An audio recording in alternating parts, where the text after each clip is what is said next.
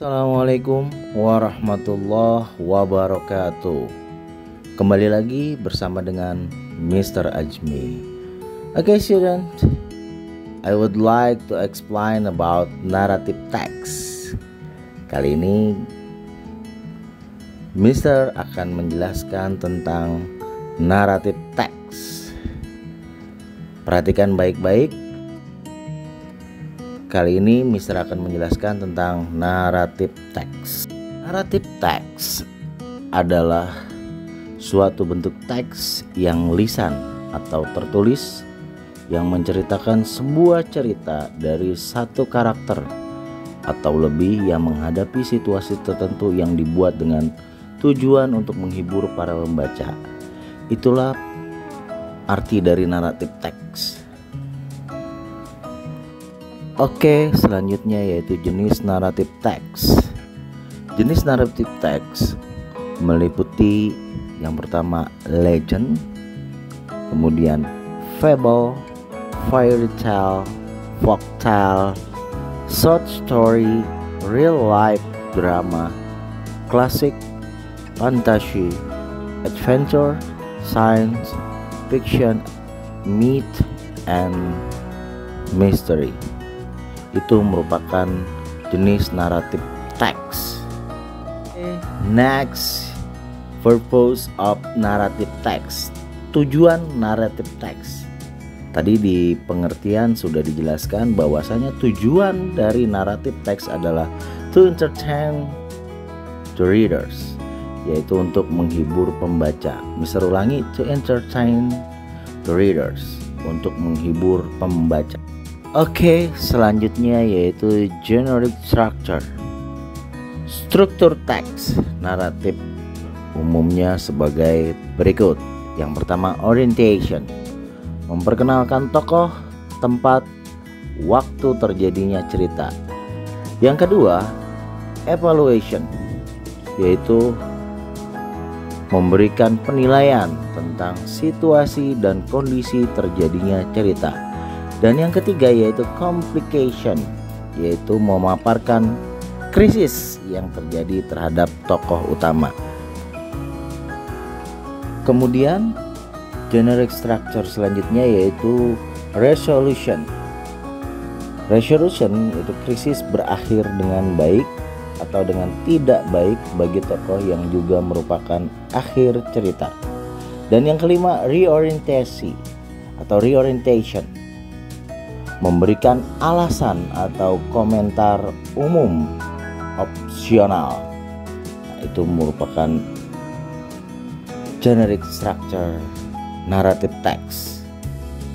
Oke, berikutnya yaitu unsur kebahasaan yang terdapat dalam narrative text. Yang pertama, tata bahasa.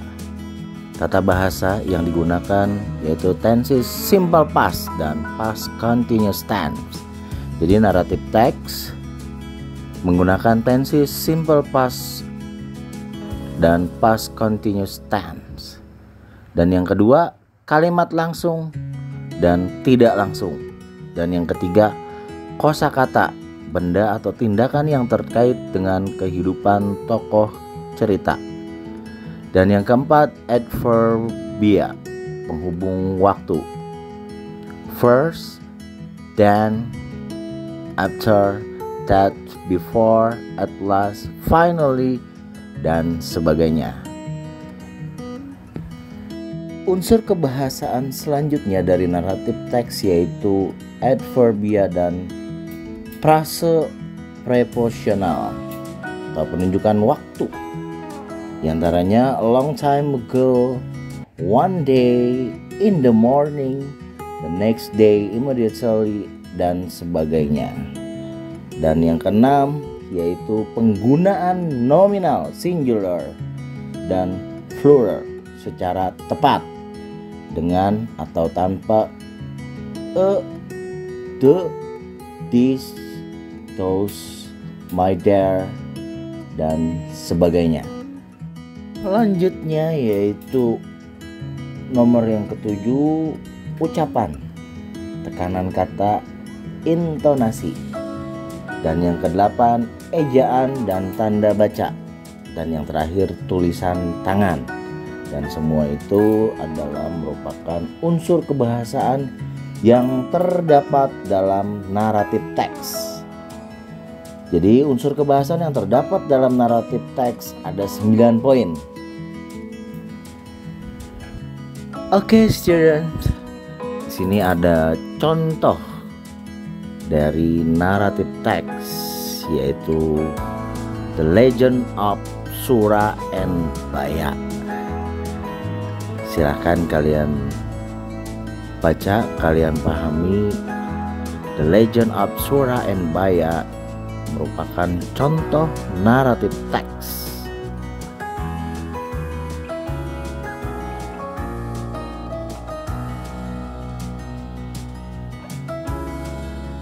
Oke, student. Selanjutnya, generic structure dari cerita The Legend of Sura and Baya, yaitu di situ terdapat orientation, complication, and resolution.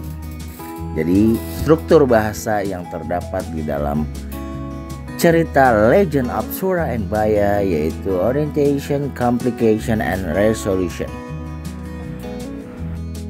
Students, I think enough for this material. Saya cukupkan untuk materi kali ini, dan sebelum Mister mengakhiri, Mister akan mengulang sedikit tentang naratif teks. Jadi naratif teks adalah suatu bentuk teks yang lisan atau tertulis yang menceritakan sebuah cerita dari satu karakter atau lebih yang menghadapi situasi tertentu yang dibuat dengan tujuan untuk menghibur para pembaca. Dan simpelnya, pengertian naratif teks yaitu cerita hayalan atau fiction, not real. Okay, thanks for your attention. I hope do you understand, and see you next video. Sebelum Mister mengakhiri, like and subscribe, kemudian follow Gurumi channel. Oke, thank you. Wassalamualaikum warahmatullahi wabarakatuh.